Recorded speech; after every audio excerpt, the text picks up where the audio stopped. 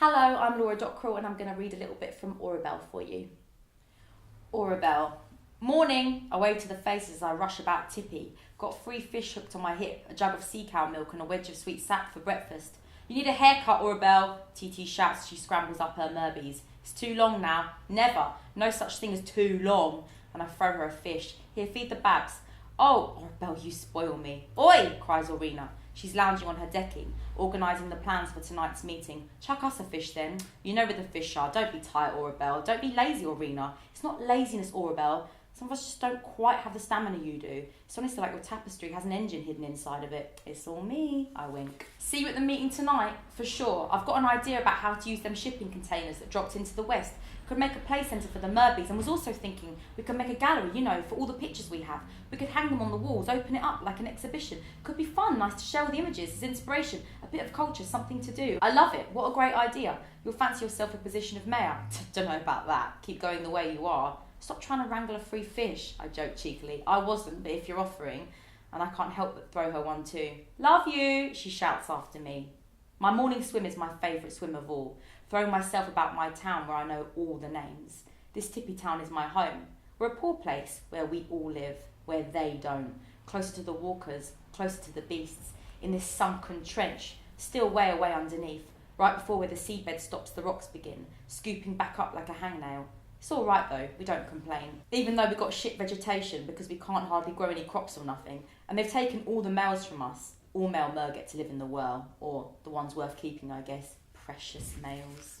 Snore. Ugh, dropped me right out. I don't even know what the big deal is. They're only good for one thing if you ask me, and they can't even do that half the time. I'm talking about hunting, by the way. If you didn't know, mer are a male-deprived species. To most of us, it don't make no difference. There's plenty of mer to make a mate or tessellate with, like for company and whatnot. If you wanted a male mate, you could salvage, but salvaging is costly, especially for a tip. Just another mouth to feed. So only the superior in the world can do that salvaging business. And even then, they encourage mostly male salvaging, really, because there's a shortage. Sure, we were all salvaged once upon a time, long ago before those in the world got richer and we got poorer and life got harder, and so now we don't.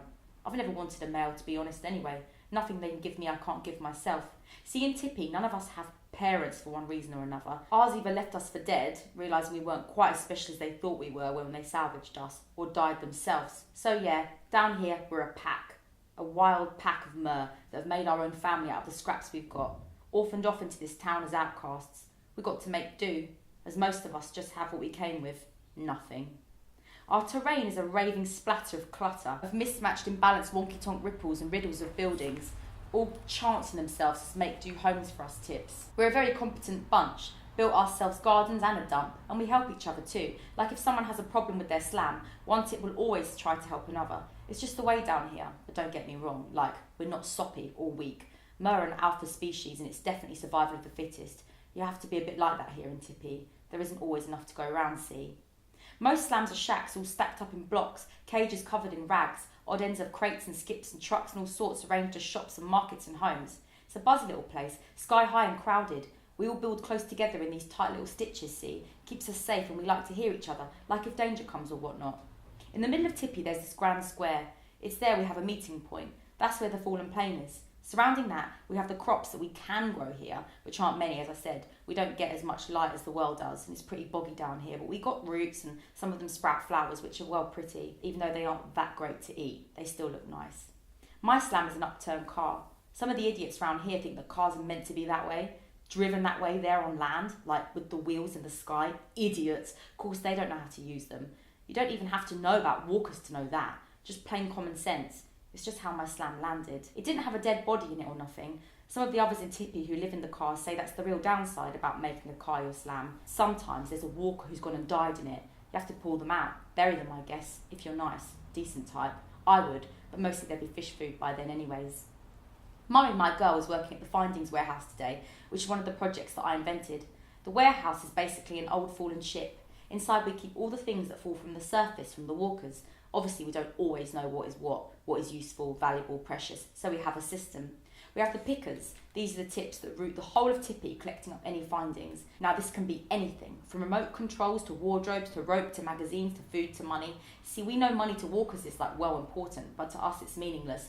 We get more use out of a bottle top. Funny that, ain't it? Most of the pickers just preserve our area, keeping it safe and clean. But if we need something like, say, a scrap bit of metal or something that we don't have, it's the picker's job to find it. Then the sorters are based at the warehouse and they sort through all the findings. It's important that stuff gets sorted properly, like plastic bottles. We have tons of them, so we make use of them, floats, furniture, storage. The sorters also need to be pretty up to scratch on their walker knowledge, because obviously new things come down all the time, and these days they're becoming less useful as walkers rely heavily on technology, so everything is wires and small and shiny and not that useful to us. Opal used to know lots more than me about walker objects, but she's not here anymore, so we mainly have to guess. Murray is a sorter. I think that's the best job of all, because it's the most exciting. Cleaning grit off a photograph to reveal the chubby smile of a happy baby. It's mostly a nice job. It suits Murray. She gets a real buzz from it.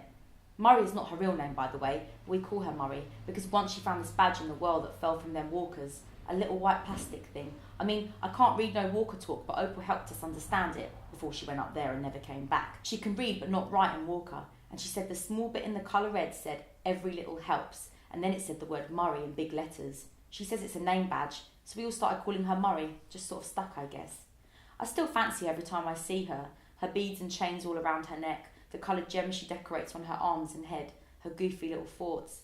I like the moments when she pretends she doesn't know that I'm watching her. It's like our tiny secret unspoken game, just doing her sorting with delicate fingers, her hair wrapped in buns, her purple eyes looking for all things new, and me, just watching, wondering how she fits into the world without me, my half moon.